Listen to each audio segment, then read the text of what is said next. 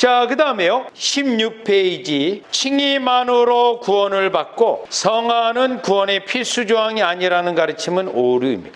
이 부분은 장로교에도 있고요. 웨슬리안 쪽에도 있어요. 양쪽에 다 있는데요. 장로교 같은 경우는 성화를 선택 조항으로 보는 거예요. 또 웨슬리안 계통은 이 성화 부분을 세컨드 블레싱으로 두 번째 체험으로 보다가 성결교 역사를 보면 1837년에 감리교에서 성결운동으로 옮겨져요. 두 번째 체험 강조하면서.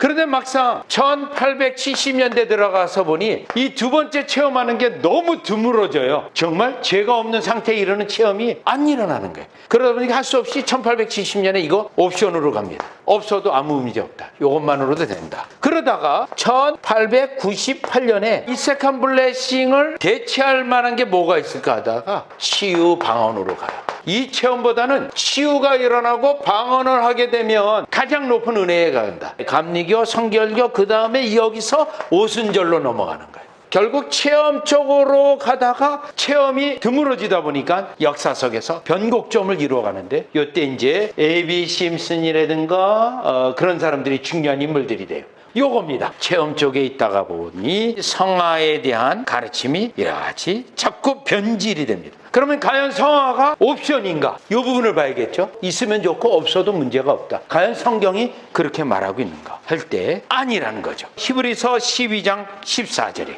모든 사람으로 더불어 화평함과 거룩함을 쫓아. 이 화평함은 화목교리로 양자됨의 교리 화목교리로 보고요. 거룩함을 쫓으라. 요거를 성화로 봅니다. 이것이 없이는 아무도 주를 보지 못하. 요거요. No holiness, no salvation. 이렇게 표현합니다. 성화가 없다면 구원의 은혜가 없다.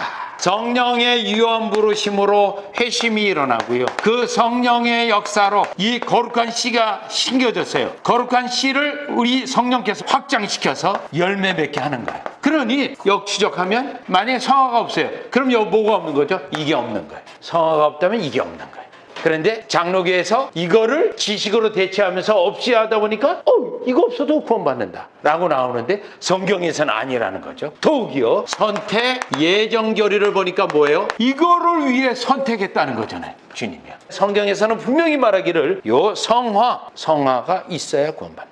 그럼 여기서 성화는 뭘까요? 로마서 6장에서 8장까지 성화는 두 개죠. 죄를 죽이는 거, 그리고요 계명을 하나님 앞에 지켜 행하는 거. 그래서 이거를 모리피케이션이라고 부르고 요거를 비비피케이션이라고 부릅니다. 마르틴 루터는 종교교육 95개 조항에 요걸 강조한 거예요. 이 단어를 써요. 루터가 이미 이 단어를 써요. 장로교 그룹에서 이 단어를 몰라요. 이 단어를 옵션으로 해버리고 말았으니까요. 이때 우리가 정의를 분명히 해야 되는 건 성화를 이렇게, 왜냐하면 성화를 어떤 특정 체험으로 가게 되면 어떻게 돼요? 기도하다가 머리에서 발끝까지 뜨거운 불이 쫙 지나갔다. 아니다, 나는 갑자기 환상을 보고 그로부터 나를 보니까 거룩해졌다. 이러한 특정 체험으로 가게 되면 어떻게 되죠? 주관주의가 되어지고 결국 신비적 체험으로만 흘러가게 돼서 정작 성령께서 행하시는 것을 무지하게 된다. 그래서 주관주의, 환상주의로 빠질 수 있는 위험이 있다.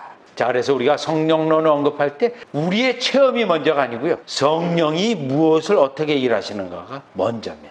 그로 인한 체험이 규정이 되어져야 되겠죠.